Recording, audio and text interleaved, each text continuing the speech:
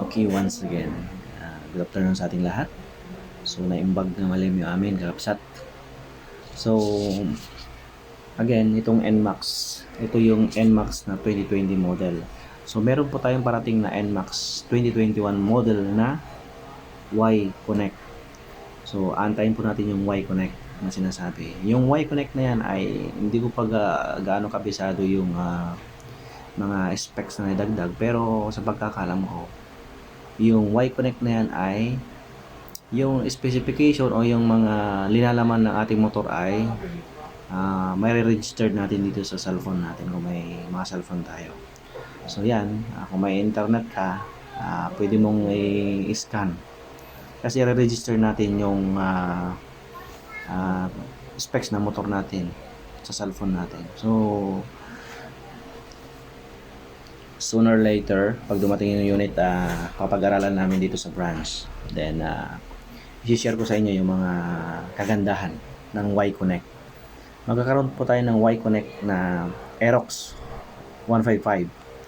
So, yung Y-Connect na yun ay meron pa rin siyang standard at meron siyang S pa rin. Aerox S. So, expected, pagbago, medyo mas mahal ng konti. So dito sa kung sino man yung nauna na nanood sa vlog ko, binag ko itong NMAX 155. So naikwento ko sa inyo o nasabi ko sa inyo yung mga specification na nakikita natin sa outside sa motor na ito. So sa ngayon, gusto kong i-share sa inyo yung mga hindi natin nakikita sa loob ng makina. Yung mga technical specification yung tinatawag. So yan ang lalo especially sa engine.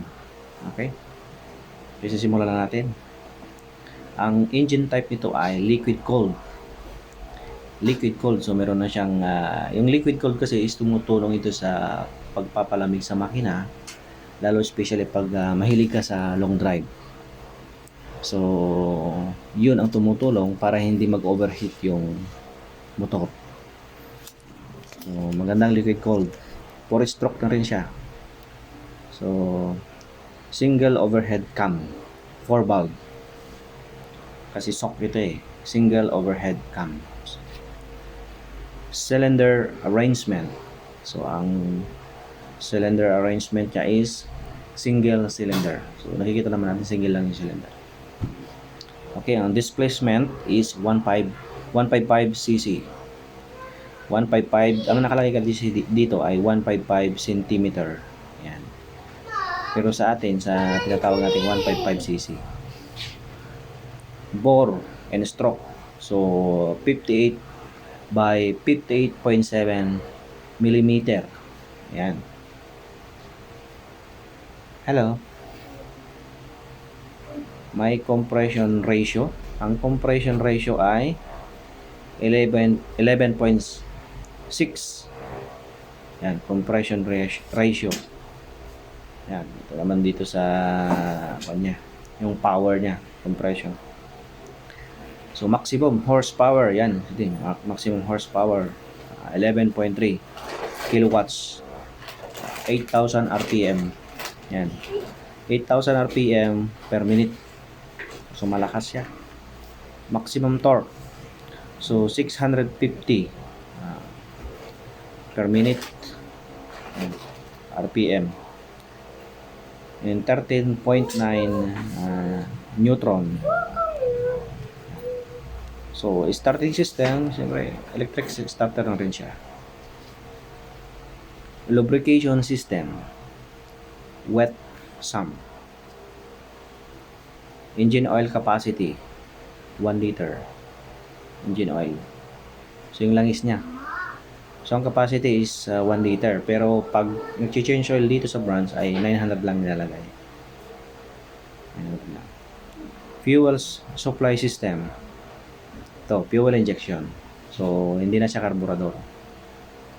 Clutch type, so dry centrifugal shoe. So yung clutch nito ay siyempre dun sa transmission nito kasi ay dry na siya. So yung mga bevel, nandun yung transmission natin. Transmission type is bevel automatic. Yan, front brake, rear brake is hydraulic single disc brake. So pareha silang disc brake sa likod at saka sa harapan. Sa electrical naman tayo. So ignition system type, yan. So meron na siyang starter na siya. Battery, yan, 6 volts ang battery nito. Headlight is LED na siya. Tail light, LED na rin. Okay, LED na rin pala ang tail light nito. Dimension. So ang dimension niya, so yung katawan niya. Overall length times width times height. So 1935 mm by 740 mm by 1160 mm. So yun, medyo bulky siya. Unlike compare doon sa dating NMAX, mas bulky itong bago. Seat height. So yung 765 mm. So yun, medyo sakto lang yung height. Kayang-kaya ng mga 5'4", 5'4", 5'5". Kagaya ko, 5'4", 5'5". Kayang-kaya lang, sakto lang yung paa, nakababa sa lupa. Wheelbase. So, yung kanyang gulong ay 1340 mm. So, medyo makapal. Minimum ground clearance 125 mm. Sakto lang. So, weight. Yung kilo niya, kasama na yung oil at saka pag full tank, ang kilo niya ay 131 kilograms. Yung NMAX ABS. So, yung non-ABS naman is 129 for NMAX non-ABS. So, meron silang difference na 2 kilos dun sa ABS versus non-ABS. 131 ang ABS, 129 ang non-ABS. Kasama na doon yung pag full tank, saka langis kasama na yan. Then ang fuel tank capacity nito ay 7.1. So dati kasi 6.1 lang. So lumaki yung tank capacity niya. So may karagdagan, meter panel, so digital na rin siya. EBS, yan, equipped with EBS to. Then meron siyang tinatawag na stop and start system. Yung pag umiinit na yung makina ay kusang namamatay yung makina, pero hindi na kailangan i-switch pa yung ignition. So kailangan mo nang pigayin yon, tatakbo na yon. So refresh lang natin yung mga pinag-aralan natin. So recall. So tinatawag na siyang VVA, Variable Valve Actuation. Refined 155cc Blue Core engine with BVA. Yan. So ano nga ba yung sinasabi ng BVA? Basahin natin. A liquid cooled 4-stroke single overhead cam 155cc single cylinder 4-valve fuel injected engine with CVT and VVA. The bore X stroke delivers excellent power and torque characteristic. Yun pala yung tulong ng BVA. So deliver excellent power and torque. So lumalakas yung makina at bumibilis siya. A new cylinder head and compact combustion chamber achieves a higher compression ratio that boosts combustion efficiency. It also optimizes the coolant pathway to improve reliability. Okay, yun po yung tulong ng VVA. So ang VVA tumutulong sa pagpapalakas ng power and torque sa engine. Yan. Then yung start-stop system, nasabi ko na kanina. SMJ, Smart Motor Generator. So ito yung naidagdag. Nasabi ko naman na before, pero recall lang tayo. The Smart Motor Generator system doubles as a starter motor. This eliminates the need for separate conventional starter, bringing quiet engine starts and restart, and has a lighter and more compact design. So, as my experience sa pagpapandar sa NMAX ABS or non-ABS and ABS na mayroong SMJI, alam niyo yung kapag pinandar mo siya is hindi na siya magre-redondo, yung hindi na siya yung tut tut tut tut tut, para hindi na gano'n. So diretso na siya. So yung pag pindot mo sa starter, bigla na lang aandar yung motor na hindi mo mamalayan. Parang yung jowa mo lang na hindi mo namalayan na iniwan ka na pala. Joke lang. So dual channel ABS. So front and rear ay ABS po siya sa ABS. Smart K system for NMAX ABS. If the rider has the Smart K on them, they may use the main switch knob to start without needing to insert the K. So yun. So keyless na. So ginagamitan na natin ng yung ABS is remote na lang siya. So mahirap na kami ito. Yung motor, sample kasi yung motor, pag dala-dala mo yung kahit na naka-on yan, naiwanan mo na naka-on at lumayo ka dun sa motor mo, dala-dala mo yung remote, mamamatay din yung motor mo, pusa. Hindi yun naaandar. So, may kagandahan pag sa ABS. Actually, maganda rin naman yun ng ABS. Depende lang yan sa pag-iingat. So, maxi seat design. So, maxi seat design na. So, yung upuan kasi nito is matibay siya. Anti-scratch ito. Matibay. Then, storage convenience. So, yung ito naman yung kilalang-kilala sa NMAX yung malaki ang compartment niya. Kasyang-kasya yung helmet. Full face na helmet, kasya siya. So, nasa 25 liter ang niya. Ang kasya dito sa compartment. Hazard lamp. So, meron na rin siyang hazard. Ayan. So, kagandahan sa hazard, pag mabagal ka lang sa takbo mo, so, yun. Makikita nila. Yun yung indicator na hindi ka mabilis magpatakbo. Electric power socket. So, meron din siyang socket. Yan. So, yung bagong darating na Y-Connect na ABS is same features pa rin siya. May mga electric power socket din siya. So, yan. Ang kagandaan nito, pag nag-long drive ka, meron kang pag-charge ng cellphone for emergency purposes. So, kailangan mo lang ng connector para magamit sa pag-charge sa cellphone. Multifunction full digital speedometer. So, nabago kasi ito eh. So, lumaki ng konti yung speedometer. So, saka may naidagdag ng mga tulad yung smart motor generator, makikita mo doon. Dito sa meter panel niya. Ayan. Okay. So, nasabi naman na natin lahat. So, blue core na rin siya. Ayan. More power, less fuel. Ang meaning kasi ng blue core, ang tag ng blue core is more power, less fuel, so for your ride. So, yan. Malakas siya, matipid siya sa gasolina. At syempre, very comfortable siyang gamitin. Yan. Optimum combustion. This improvement is made possible with an optimized valve design that enhance the tumble flow effect. This long with a compact hemispherical combustion chamber result in a higher compression ratio.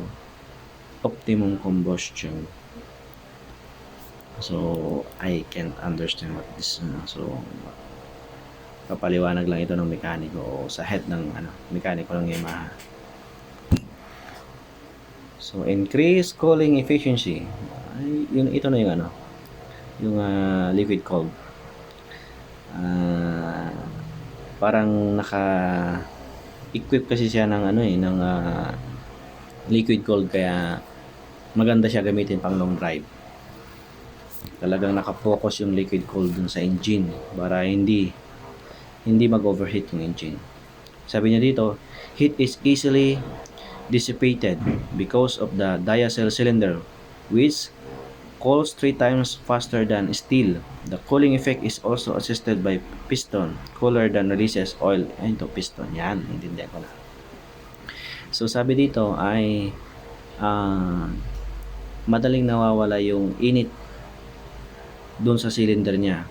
Kasi sabi niya 3 times faster than steel cooling effect. So 3 times siya na mas mabilis siyang lumamig kaysa doon sa ibang metal, ibang bakal. Yan. Reduce power loss. Yan. Achieved with the use of the roller rocker arm. Yan. So ang NMAX is roller rocker arm na siya. Roller rocker arm. A mechanism that reduces friction resistance. There is also the force piston that has smaller reciprocating mass than gas piston, and this minimize vibration for as motor engine performance. So yan, pinalakas yung makina natin. Tapos yung kasi rocker arm niya ay hindi na siya nagaganon. So yung alam mo yung rocker arm kasi dati ganyan, yung dalawang na nagaganyan, yung intake and exhaust. So ngayon roller na siya. So hindi na pressure yung yung engine. So mas smooth siya. Hindi siya yung engine natin hindi siya yung tawag nito vibration. So yun, malaking tulong ng roller rocker arm. So yun. Ang hindi ko lang talaga masagot dito yung optimum combustion. Hindi ko kabisado. So nasa technical na yun, technical specs yun. Talagang hindi ko may paliwanag. So ito yung mga kulay natin, no? Black, red, green, navy green kasi ito eh. So yung non-EVS natin, meron tayong black, ano bang kulay? Green din. Okay, meron ding green na non-EVS, green, blue, saka black. Walang red na non-EVS. Yun. Tignan pa natin baka meron pa.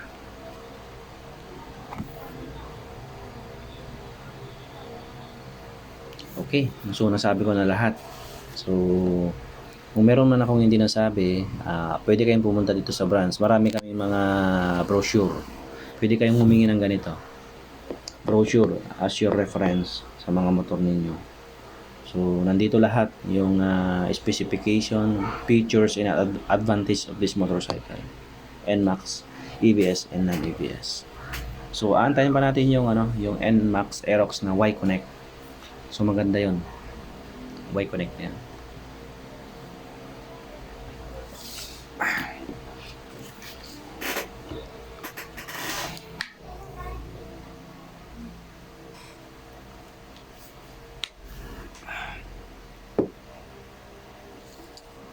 So ito naman MIUI.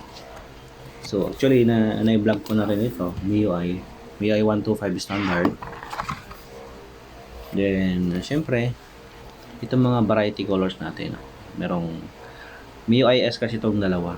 Ito yung white at saka black, matte black, blue, matte blue, magenta, yellow, and matte orange. Yan yung mga kulay natin sa MIUI. So, actually ganito yung ginagamit ko. Kulay blue yung ginagamit ko ngayon. So, ang kagandahan kasi sa MIUI, napakatipid sa gasolina. So, sabi ko nga sa vlog ko noon is around 50 kilometers per liter. Yan. Sa 50 kilometers. So, matipid na yung motor.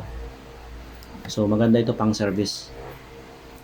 Sa trabaho o kahit saan. Ang biyahe-biyahe maganda rin to.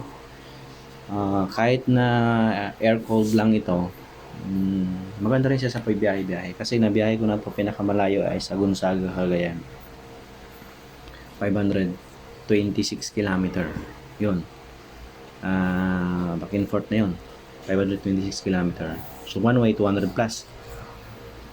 So, gusto ko lang din na isa-isahin sa inyo yung mga features, technical specification ng motor na ito. Kasi, hindi ko nasabi sa inyo yung mga technical na specification nito noon. Yung mga ibang specs lang nasabi ko, pero yun yung mga common na specs. Pero ito technical. Okay? Ang engine type nito ay air-cooled, 4-stroke. So, single overhead cam din, 2 valve. Yung NMAX kanina is 4 valve. Ito ay 2 valve lang. Pero same lang silang single overhead cam. Cylinder arrangement. So, single cylinder. Displacement, 125 cc o centimeter. Yung kasing sinasabi yun na displacement, yun yung laki ng bore. Yun, yung lalagyan ng piston. Yung yan, lalagyan ng piston yung bore. Yan yung kalaki, 125 centimeter. So yun yung lawak niya. So, yun, bore and stroke ay 52.4 by 57.9 millimeter. Yeah. Compression ratio, so 9.5. Maximum horsepower, 8,000 RPM. Wow. Parehas lang sila. Pero yung kilowatts niya ay 7 lang. Sa NMAX kasi is medyo mas malaki. 11.3. So mas malakas talaga yung power ng NMAX. 7.0. So actually gamit ko to, nakakatakbo naman siya ng maximum 110. Napatakbo siya ng maximum 110, yung MIUI 125. Pero yung 80 to 100 na mabilis nilang habulin yun. Mabilis nilang kunin. Yung 80 to 100. Maximum torque. Yan, 9.6 Newton. And 1.0 kilogram and 5,500 RPM per minute. Yan. So, starting system, electric starter and kick starter.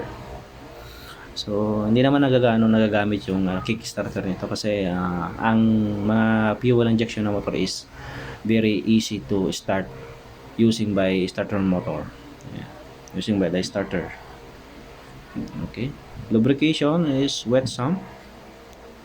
So, ang engine pa rin ay engine oil capacity is 0.84 liter. So nilalagay namin kasi 80 lang. Okay na rin hanggang 80. Kasi 80 ang nilagay natin, malamang kasi hindi kasi natatanggal lahat yung langis dun sa loob pag nag-change oil tayo. So, parehas pa rin. 84 pa rin yun. Fuel supply system, fuel injection also. Yeah. Clutch type, dry. Same lang sa NMAX. Transmission type is B-belt automatic. Also, ang framework niya is underbone. Front suspension, telescopic fork. Rear suspension, unit swing. So, yun yung shock na may spring. Yan. Yung front tire niya, saka rear tire. Front tire ay 70 by 90. Dito tubeless, so may tube siya. Ganon din, ang rear type is 80 by 90. Tube type pa rin. Front brake, hydraulic single disc brake. Then ang rear brake ay drum brake pa rin siya. So electrical ignition system type, transistor controlled ignition. So ito yung pag walang SMJ, yung smart motor generator. Ito yung mapapansin mo yung pag paandar mo yung motor mo ay parang magre-redondo siya. Yun yung starter motor. Pero pag may SMJ siya, ay hindi mo na mararamdaman yun. Yung parang magredondo, yung chug. Parang hindi na. Hindi chug yun Hindi ganoon ang tunog niya. Sinampulan ko lang. Okay. Headlight. Ang battery nito ay 6 volt. No, 4 volt lang. Pwede rin 4 volt. Sa MIUI S ay 6 volt. So yung MIUI standard ay 4 volt lang. So yung merong S ay 6 volt. Headlight, yan, 12 volts. Tail light is 12 volts also. Yan. Yung mga features and benefits of this motorcycle, MIUI 125. Yan. Gradient flare. Yan, ang ganda. Gradient flare is ibig sabihin na yung parang kumikinang siya yung mga sticker niya. Kasi yung pagbago kasi talaga ang motor, ang MIUI, ang ganda, gandang tingnan. Parang kumikinang yung mga ano niya, sticker.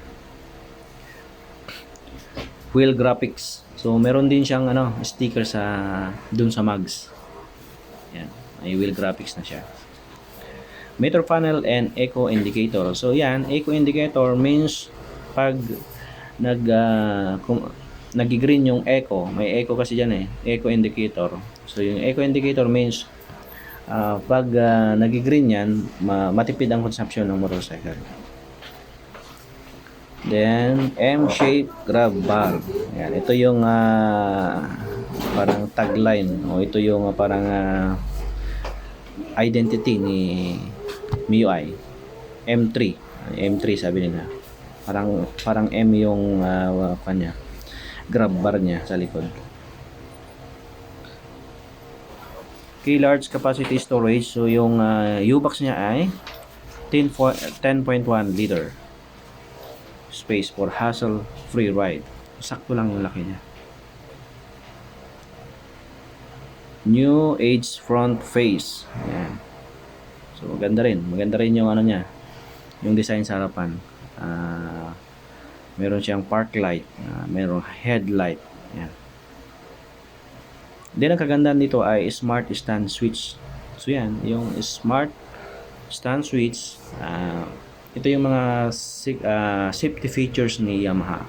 Kasi pag naka-side stand yung motor like NMAX, MIUI, all unit of fuel injection units is automatic lang. So pag naka side stand yan, hindi yan aandar. Pag naka center stand, aandar pa rin. Pero pag side stand, hindi siya aandar. So malaking tulong yon kasi iwas disgrasya. Kasi yung mga iba na nagmumotor, naka side stand, pag yun tumama sa lupa yun, may tendency na matutumba yung motor. So, safety features ni Yamaha. So sa mga hindi nakakaalam. Okay, sa MIUI S, yun yung tinatawag na start-stop system, kaya tinawag siyang MIUI S. Start-stop system. As my experience, pag tumakbo ka na siguro ng mga 5 km, pag uminit na yung makina mo, pag tumigil ka within 5 seconds, namamatay yung engine. So nagugulat ka, bakit namatay yung motor ko? No, don't worry, baka naka-open lang yung SS mo. Pwede mo rin kasing i-close yun, parang normal lang ng motor. Kung gusto mong i-activated, so yun, namamatay yung motor. So yun, titigil yung motor mo, pero kapag gusto mo nang patakbuhin, throttle mo lang, half throttle lang, tatakbuhin mo, half second throttle. So tatakbo na yung motor mo. So, wag mo nang isi-switch, baka mamaya pag namatay switch ka tapos i-open na naman. Hindi, kasi yun yung mekanismo ng SSS, start stop system. Okay, nabubulol talaga. So meron din siyang integrated key shutter and answer back key system. Parang tawag doon. Yung kapag pinindot mo yung susi mo, yung MIUI S ito. Pag pinindot mo yung susi mo, yung isang copy ng susi ay tutunog yung motor mo. So yung answer back key system. So tutunog. Tut tut. Yan siya. So meron din siyang integrated key shutter. Yung pag close mo yung niya, yung itong ignition kasi may close yun Tapos pag pinindot mo yung ilong press mo yung susi mo, may pindutan doon. magbubukas yung ignition. So, di ba? High tech. So, maganda kasi hindi mo na kailangan na i-guide pa. May guide kasi yung susi, ginaganon mo, open mo siya. Pero minsan pag nag-apura ka, mahirap mong i-ganon. Mahirap talaga mag-ganon. So maganda 'yon kasi pag pinindot mo ka magbubukas, kusa na lang magbubukas gano'n. Tapos may ilaw kasi yung ignition, so kailangan mo lang pindutin ulit para mawala yung ilaw, para hindi malobat yung para hindi mag-consume mo ng baterya. Then yung susi kasi nito is napapalit, may baterya kasi napapalitan like baterya ng relo. Yun. Kung nalolobat na siya, pwede kayong punta dun sa nagagawa ng relo, papalitan ninyo. So meron din siya, yung MIUI ay 3D emblem na rin siya. Reflectorized graphics yung naman ito, yung MIUI S, yung side niya, yung side ng variant, reflectorized yun. So maganda. Pre. Okay. So tapos na tayo sa NMAX and MIUI. So dito naman tayo sa Gravis 125cc. So yan. Pag-usapan natin yung Blue Core na rin ito. Blue Core, more power, less fuel, so for your ride. So yan, meron siyang 25 liter na compartment. Yun. So yan, malaki-laki yung compartment niya. 25 liter. Smart front refuel. So yun, yung gas system niya o yung fuel tank niya is nandun sa harapan. Nandun sa harapan. Electric power socket like NMAX. Yun. So meron na rin siyang chargeable pag-charge ng cellphone. Then yung mga gulong nito ay malalapad. Disc brake na rin ang harapan. So ang likod ay drum brake pa rin siya. So ang lighting system niya ay LED light sa harapan. So malakas ang ilaw nito. Then ang tail light niya ay like an old NMAX. Nakita niyo yung NMAX dati, yung 2019 model. So ganun yung itsura niya, di ba? LED light sa likod.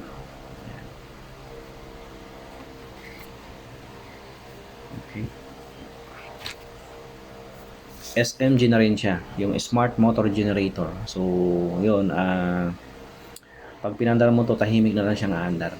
Yung silently, hindi siya yung magre-redondo. Yun, yung tulong ng SMG. Mechanism kasi ito eh.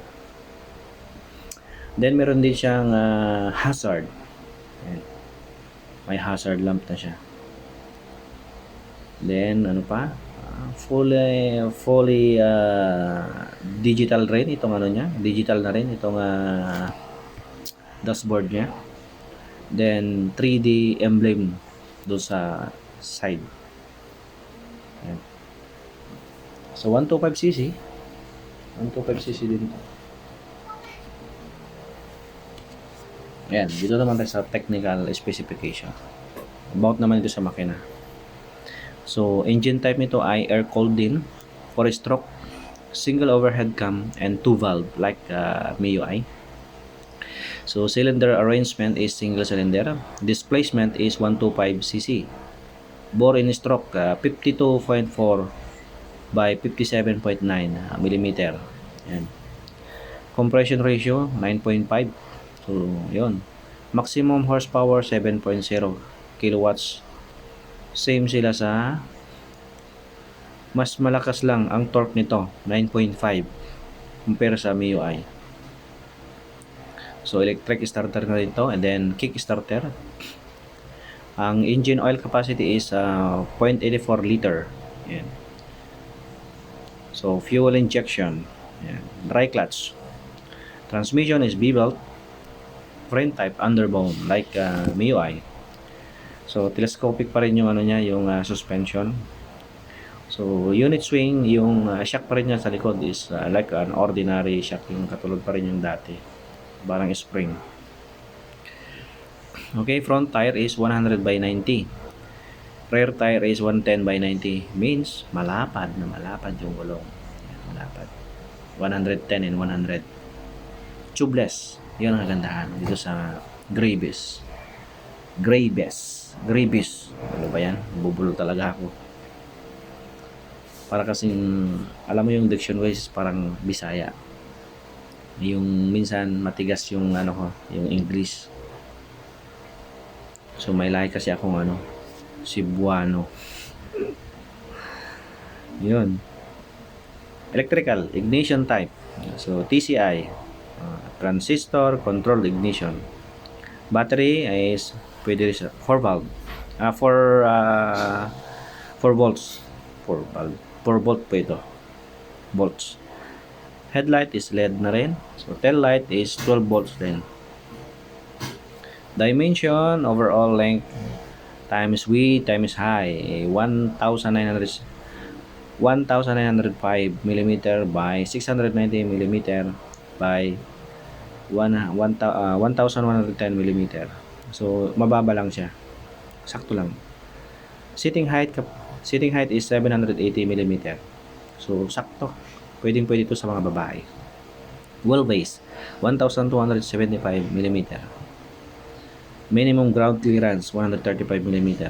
So sakto lang So ang weight nito, pag wet weight, ibig sabihin pag wet weight ay ito na ay may gasolina, full tank. Nandun na yung langis niya is 100 kilos. Okay, 100 kilos siya.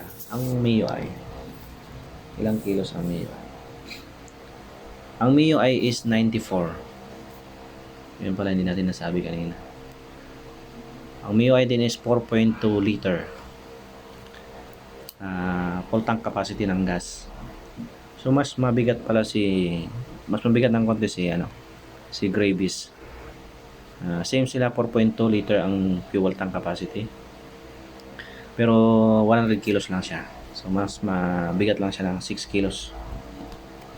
Ang variety colors ay ito. Variation colors. Ako sana. Yan. Meron siyang matte green, matte black, and matte red. Yan. So, ang model natin ay ayan. Nakalimutan ko na pangalan nito kasi. Si Atom Arroyo. Tama ba? Si Atom ba to? Ano? Si Atom, no? Oo, si Atom yun. Atom? Ano? Anong pangalan? Atom ba? Atom. Atong? Atong ang? Bakit uuwi ka na? Hindi po dito. Sabi mo ay dali ko doon. Okay. Gusto kong i-share sa inyo yung pinaka less fuel efficiency gas consumption. Ito kasi yung nanalo sa pinakamatipid na 115 series. So naglalaban yan ang SMAS. Yan. Ewan ko ano sa SMAS sa Suzuki. Ito kasi 115cc din ito. Sight. So siguro hindi nyo masyadong kilala si Sight. Pero meron akong display sight. So ito yung nanalo sa pinakamatipid sa gasolina. So nag-range siya ng 129 km per liter. Again, 129 km per liter. Wow. So very fuel efficiency. So napakatipid nito. Napakatipid ng gas. So ito ay 115cc. Kung titignan niyo, ito yung kuya ni Vega Drum, Vega Force. Yun, magpipinsan tong mga to. Pero ito fuel injection na ito. Fuel injection. 125cc. Yan. Then, ang titignan natin yung mga very important motors. Maximum power, 6.4, 7,000 RPM. So, siyempre, mas malakas pa rin si dito, si MIUI at saka si Graybus. Kasi 115cc lang to eh. Maximum torque is 9.5. Yan, 5,500 RPM. Okay. Electric starter na rin siya, then kick starter. Ang engine oil capacity is 1 liter. Fuel injection, yan. Yan. Ito yung mga kulay, oh. Oh, yan.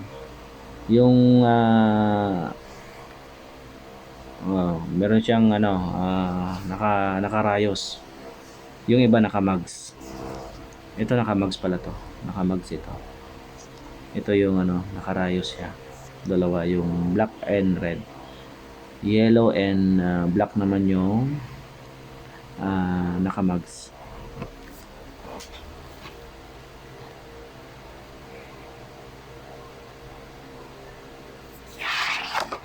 Pwedeng-pwede ito sa mga sa mga nagtatrabaho sa lending institution. Kasi ang hinahanap kasi ng management nila diyan is yung matipid ang gasolina. So, kailangan itong pinakailangan ninyo mga nagmamanage ng mga lending. Kung gusto niyo matipid sa gasolina, less consumption. Kasi lang naman ito hindi naman to matic. Engine oil lang ito. Wala siyang gear oil, yan, wala siyang belt. So, kung pa rin ito, kadena pa rin. Hindi kadena pa rin. Ayan. Saka magaan siya. Lightweight lang siya. Ganyan record braking. 129 km per liter. 2018 Philippine Fuel Efficiency Challenge. So, na-test ito nung 2018. Pinakamatipid na motorsiklo na 115cc. So, yun. Okay. Then, ang pinakahuli ay si YTX. Okay. So, malaking kompetensya ito ni TMX 125. Kasi ito 125cc din ito. Pero mga kaibigan, si YTX, kung titingnan mo yung kanyang mga parts, ito yung mga gulong niya, yung mga yung wheelbase niya, yung mga suspension niya, yan. Yung other specs niya ay talagang durable siya. Para siyang yung mga like to. Dito yung mga hub, yan. Tapos yung rim nito, malapad ito. Talagang nakadesign ito sa mga pampasada. Mabibigat na karga. So, at the same time, gas saver kasi ito matipid siya.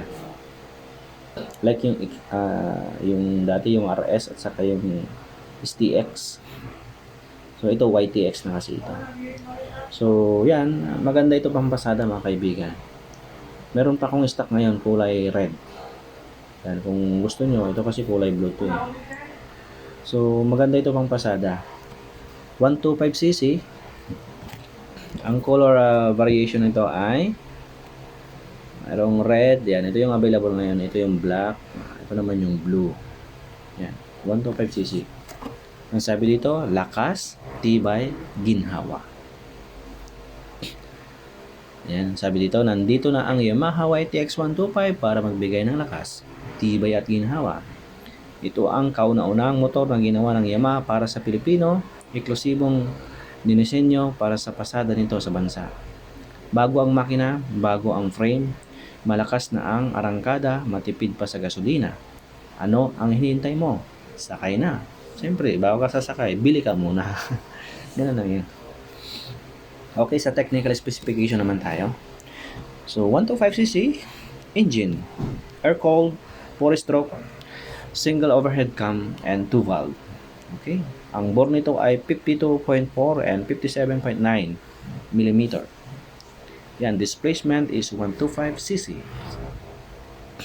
Yan, ang maximum torque nito ay 6.0. Maximum power is 6.0 in 7,000 RPM. Maximum torque is 10.2 Newton meter. Wow. Kaya malakas ito. Medyo mas mababa yung maximum power pero yung torque nito, yung lakas nitong umatak, medyo malakas. Kaya okay ito sa pampasada. Yan. Pwede rin ito sa akyatan. Starter system, electric starter and kick starter. So, ang engine oil capacity is 1.10 liter capacity. So, ito na-retain pa rin as carburetor. So, carburetor pa rin ito mga kaibigan. Then, ang clutch type niya is wet. Siyempre, wala naman siyang wala naman siyang gear oil. So, engine oil lang. So, ang clutch nito is wet. And transmission type. So, constant, mesh, or speed. So, apat pa rin. Ayun yung dati pa rin. Okay, ano pa? So, ground clearance 170 mm. So, sakto lang yung taas. Kasi sinubukan ko natin, nasa 5.5 kasi ako. So, sakto lang. Carb weight. So, ang kilo nito ay 114 kg. So, maganda pa rin. Yung Gravis kanina, di ba, 100 kilo yon. So, ito is 114 kg. Fuel tank capacity. Okay. 7.6 liters. Ang fuel tank capacity nito. Framework. So, diamond. Ang framework niya. Frame type is diamond ako sana. Okay, front suspension, ganun pa rin. Swing arm ang pero dalawa ang nito. May frame na siyang dalawang shock. Pampasado talaga naka-design. Okay, ang meter panel na is analog. Yan. Yung kon pa rin dati, yung katulad dati. Hindi pa siya digital, analog pa rin siya. So, may CDI pa rin, yan. So, sa mga hindi nakakalaw, anong meaning ng CDI? Ano? Sagot. Anong meaning ng CDI? Capacitor, discharge, ignition. So, kung walang CDI ang motoro, kailanman hindi mo yan mapapaanda. Katulad sa isang tao. Kung walang dugo, ay wala na rin. Hindi na rin mabubuhay ang isang tao. Parang gano'n yun. CDI. Parang puso. Pwede rin. Parang puso ito ng motor. Kasi pag yun ang nawala, hindi mo na siya mapapandar. So, ganoon din ang tao. Pag dinitouch mo yung kanyang puso, ay, masasaktan. Masakit. So, wala. Hindi na siya mabubuhay. So, battery type ay okay, 12 volts pa rin. Okay. Ang kagandahan kasi dito sa motor na ito ay 3 years warranty. So, naka-indicate naman dyan, 3 years warranty, 3 years warranty siya. So, safe ka kay Yamaha. Kasi, 3 taon mong gagamitin. Pag nagkaroon ng sira sa makina, nagkaroon ng defect, nagkaroon ng factory defect, ay papalitan ni Yamaha. Face-to-face basis lang. Kung linublog mo naman, hinulog mo naman sa bangin, o nalublog mo dun sa sa tubig, mahulog sa ilog, ay hindi nakasali sa warranty yun. Ang tinatawag lang sa warranty is case-to-case basis lang. Yung mga hindi mo sinasadyang bagay. So, 3 taon po. 3 taon po na naka-warranty. Okay. So, kung may mga katanungan pa kayo, actually hindi ko na naipaliwanag sa inyo yung Miss Sporty kasi Sporty is dati naman na yun. So, dagdagan lang yung Miss Sporty natin na Euro 3 ay syempre carb pa rin siya, carburetor pa rin, 115cc carburetor, di starter pa rin yun. So, yun na lang kasi yung natitirang carburetor na matic ni Yamaha. So, rin-retain yun para hindi makalimutan yung dating kung saan sila nagsimula. So, kasi pag di ka bumalik sa iyong pag di ka marunong lumingon sa iyong pinanggalingan, hindi ka makarating sa iyong paruroonan. Yun yung rin-retain nila. Ina-upgrade lang yung Mio Sporty. So, nagiging Euro 3 na siya ngayon. Ang design ay parang Mio Sport Mio Salty. Kasi yung likod niya ay design ng pang Mio Sol dati. Tapos yung harap ay yung Sporty dati. Kaya yung tinatawag nilang Mio Salty, Mio Sporty. Okay, syempre, ubusin na rin yung time ko kasi kukonsume ko yung 1 hour na time. Ayan, available po kami sa Mio Sporty, Mio i125, Mio 125S, sa NMAX 155, EBS or non-EBS. Then sa Aerox S natin, available tayo yung kulay white and blue. Aerox S po yun, yung 123,500 ang has. Then this week parating po yung Y-Connect na bagong Aerox. So pwede nyo abangan yon. So pasya-pasya lang kayo dito sa Motor Ace Yamaha 3S Shop, Kawayan. Dito sa sentro po ito mga kaibigan. Tapat po kami ni Alci Trade or ni Capitol Lumber. Malapit kami kay Guanson. Yan. Kay Allen Commercial. Yun. Hilera kami ng ang tawag dyan, yung si Lorenzo Hospital. Yan. Ano pa? Para matandaan nyo. Malapit kami kay Marilyn Drugstore. Yan. Sa sentro po kami. Iba po yung nasa SM. Kami po ay nasa sentro. Dalawa po kasi ang Yamaha sa Kawayan. Si Kevin Henry Royce at saka si Motor Ace. Dalawa din ang sangay ng Motor Ace dito sa Kawayan. Meron po kaming multi-brand. Yan, located doon sa Rizal Park. Doon sa highway na, sa National Highway o Maharlika Highway. Doon, multi-brand po 'yon, halo-halo po yung benta nila. So yung hawak ko ngayon ay mga Yamaha lang, purely Yamaha. Kasi Yamaha 3S shop kami. So yun, so gusto kong i-promote sa inyo itong mga motor namin. So ang sporty namin is meron kaming down na minimum of 4,400. So Mio Sporty 4,400. Sa 3 years namin ay 3,354. 3,354 pag maaga ka magbayad or eksakto sa due date mo or upon due date ay less 200 ang rebate. Okay. So Mio i125 ay 5,000 yung down. Okay, 5,000 ang down. Then sa 3 years ay 3,842. 3,842 less 200. So yan. Okay, sa NMAX namin meron kaming minimum na 11,000. So ang 3 years nito ay 6,687 less 500 pag updated ka. So 6,187. So sa Aerox naman meron kaming down payment na 6,800. So ang monthly ay 5,161 less 200. Kaya 4,961 ang updated. So ang previous nito ay registration, insurance, helmet, 1 year free service and 2 years warranty.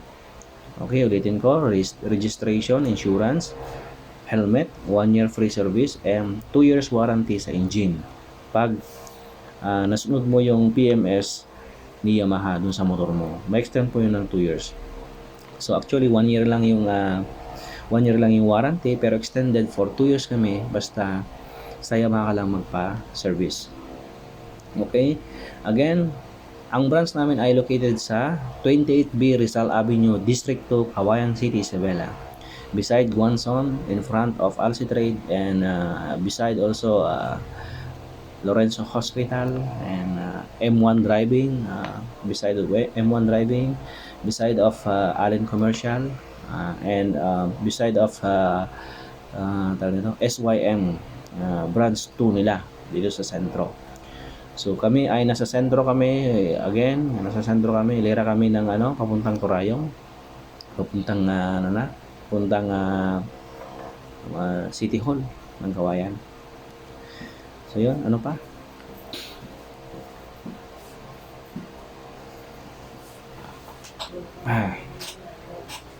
Ano pa ba yung mga hindi ko nasabi? Okay, dito open kami sa mga service. May dalawa akong mechanic dito na nag-aayos ng mga motor. Kung may mga sira kayong mga motor ay pwede nyo dalhin dito. Kasi yung mga mekaniko namin dito is well trained sila ni Yamaha. So meron silang standard na sinusunod. So siyempre meron din kami mga spare parts dito, genuine spare parts. So oil and lubricant. Ay langis. Mga kaibigan, gusto ko lang i-share sa inyo yung mga experience ng mga customers namin na nung linabas na yung motor, hindi na sila nagpa-change oil sa branch. Hindi na sila nagpunta sa branch upang magpa-change oil. Ngayon, gumagamit sila ng mga ibang langis. Ngayon, nagtataka sila bakit daw lagi naman sila nag-change oil pero bakit umuusok pa rin yung motor nila. So ano kaya nagiging problema? So tinatanong namin kung anong ginagamit nilang langis, kung paano sila kung paano yung term nila sa pagpapalit ng langis. Ay sabi naman, okay, nasusunod naman namin yung per month na pag-change oil. Pero syempre mga kaibigan, si Yamaha kasi gumawa siya ng recommended na langis para sa mga Yamaha engine. Kasi ang langis kasi ni Yamaha, meron siyang tinatawag na detergent. May hinalo silang detergent. Detergent means sabon. Yun po yung sa mga hindi nakakaalam, nagtataka sila, bakit daw pag langis ni Yamaha ginagamit, pag lumabas, maitim. Tapos pag ibang langis ang ginagamit, pag yung mga nabibili sa labas, hindi ko na sasabihin yung brand, ay pag lumabas malinis. So ano nga ba yung mas maganda doon mga kaibigan? So ang mas maganda doon mga kaibigan ay ang pag lumabas yung langis sa makina mo, kailangan maitim. Bakit mga kaibigan? Bakit mas maganda na yung na maitim ang lalabas doon sa nalangis doon sa engine mo? Kasi doon mo makikita na ang langis ay nag-work doon sa engine. Kasi pag lumabas siya na maitim, means tulong ng detergent, nilinis niya yung sa loob ng engine mo. Linabas niya yung mga carbon doon sa loob ng engine mo. Kaya maitim yung langis mo. Yun po yung tulong ni detergent. Yun po yung nilagay na content, content doon sa motor, doon sa langis na yon para ma-maintain yung cleansing doon sa engine. Pero kung lumabas yan na malinis, ay magduda ka. Ginagamit mo naman yung motor sa isang buwan. Nakatakbo siya ng more or less, nasa 1,000 na. Pero paglabas ng langis mo ay malinis pa rin. So hindi po yun maganda. So mas maganda pa rin yung yung pag lumabas is maitim. No? Kasi doon linilinis niya yung mga carbon. Kasi ang makina kasi may carbon yan eh. Siyempre, yan, mainit yan sa loob. Yung sunog ni combustion mo, ni piston, tapos doon sa spark plug, may carbon yan. So may pumapasok minsan carbon sa loob ng makina. So yun, sa tulong ni langis na recommended ni Yamaha, yung mga Yamalube. Yeah. Synthetic or polysynthetic or ordinary, it has a detergent. Yun yung content. May content silang detergent. Nilagay silang additives. Yun, pinakatamang term. May additives silang detergent. So, saka siyempre, si Yamaha kasi, yung ginawa niya makina, talagang pinag-isipan nila, pinag-aralan nila kung anong langis yung ilalagay. Hindi basta-basta kasi dapat nakaakma sa klima. Kasi hindi natin alam yung mga galing sa ibang bansa, galing sa hindi natin alam kung anong brand. Hindi natin alam kung ano kung paano nila ginawa yung langis. So wala yung basta lang gumawa sila ng langis at ibenta. Kasi siya pinag-aralan muna yan. Yung akma kasi sa klima natin dito sa Pilipinas, na kailangan yung additive nun is nakaakma sa malamig na panahon at saka sa mainit na panahon. Ganun yun mga kaibigan. Hindi basta-basta gagamit kayo ng ibang langis na hindi recommended ni Yamaha kung Yamaha yung motorsiklo mo. Pero alam nyo, nung gumagamit ako ng XRM na motorcycle, so ang gamit kong langis ay Yamalube. Yung performance or yung Supreme. Alam nyo kung bakit? Alam nyo kung anong nangyayari? Kung doon sa 4 years ko na ginamit yung motor ko, kailanman hindi ko yun, hindi yun umusok, hindi yun nagkaroon ng defect sa makina. At saka, alam nyo, napaka-smooth yung niya, yung takbo niya. Then, at the same time, alam nyo yung makina, tahimik, napakatahimik niya. Pag nag-change oil ka doon, pataka ako, 1 month pa lang. Hindi naman gano'n nagagamit noon. 1 month pa lang pero may itim na yung langis kung lumabas. Means, nagtatrabaho, nag-workout yung langis. So, yun mga kaibigan, sinishare ko lang sa inyo, mas maganda ang langis may itim na lumabas kaysa lumabas yung langis malinis. Ibig sabihin, walang ginawa si langis sa loob ng makina mo pag malinis siyang lumabas. Pero pag may itim siyang lumabas, means mayroon siyang ginawa. Nagtrabaho siya. So, ganoon lang. Tapos, syempre, ang mga benta namin dito is puro mga stock. Syempre, yung mga parts. So, kung ano yung parts na original, yun yung lang benta namin. Wala kami yung mga aftermarket na yung mga ibang parts sa labas na.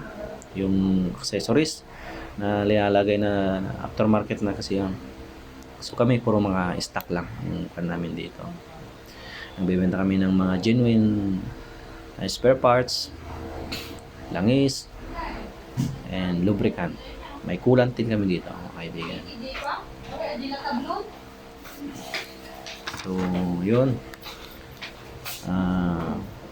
Yun lang, hanggang doon lang mga kaibigan. Maraming salamat sa inyong pakikinig. Sa isang oras nating nag-usap. Salamat sa inyong pagantabay sa aking video at naway meron kayo natutunan sa aking sa mahaba kong video na to. So, sa uli nating pagkikita, naway ay pagpalain kayo ng Panginoon at ingatan kayo sa inyong pagdadrive. At siyempre, huwag kalimutan mag-subscribe and share. At i-click mo lang yung notification bell para updated ka sa lahat ng aking video. Abangan nyo po yung Aerox Y Connect. Abangan nyo po yun. I-vlog ko po yun. Thank you so much once again. Bye-bye.